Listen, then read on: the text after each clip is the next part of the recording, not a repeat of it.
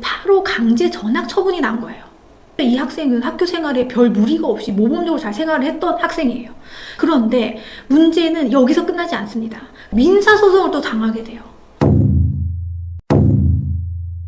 안녕하세요. 대한변호사협회 인증 형사전문 박상희 변호사입니다. 최근에는 학교폭력 사건으로 변호사 사무실을 많이 찾아오십니다.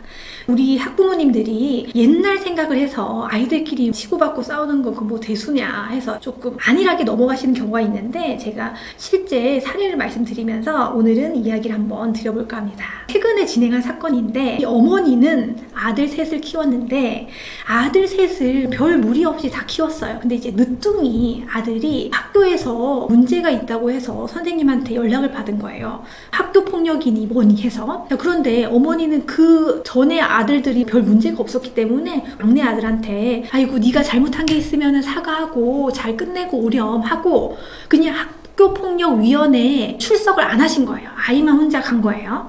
근데 문제는 뭐냐면 피해 학생 측에서는 학교폭력 고발 자체를 변호사랑 같이 진행을 한 거예요.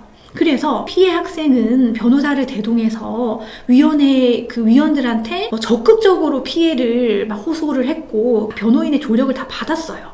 그런데 우리 가해 학생은 제가 다 잘못한 것 같습니다 라고, 어린 학생이니까 엄마가 시킨 대로 이렇게 진술을 했단 말이에요. 그래서 이 학생한테 너무너무 무거운 처분이 내려진 거예요.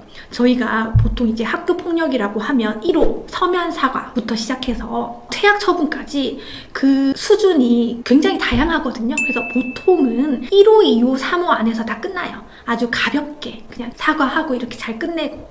근데 이 사건 같은 경우에는 바로 강제 전학 처분이 난 거예요. 너무 부당하잖아. 심지어 이 학생은 학교 생활에 별 무리가 없이 모범적으로 잘 생활을 했던 학생이에요. 그런데 문제는 여기서 끝나지 않습니다. 그래서 이 학생은 강제로 멀리 있는 학교로 이제 전학을 갔는데 민사소송을 또 당하게 돼요.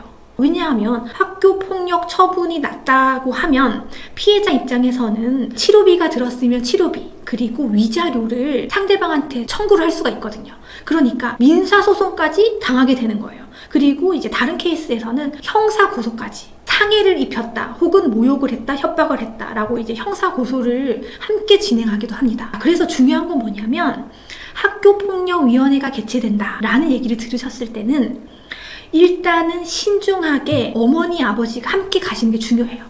그래서 아이가 제대로 진술을 못할 경우에는 부모님이 옆에서 진술을 잘 할 수 있도록 도움을 주셔야 돼요. 그리고 보통은 언제 개최합니다 라는 걸 미리 알려주거든요. 그러면 변호사를 선임하지 않으시더라도 미리 변호사 상담을 통해서 절차가 어떻게 진행이 되고 어떻게 진술해야 되는지를 설명을 한번 들어보시는 게 좋습니다.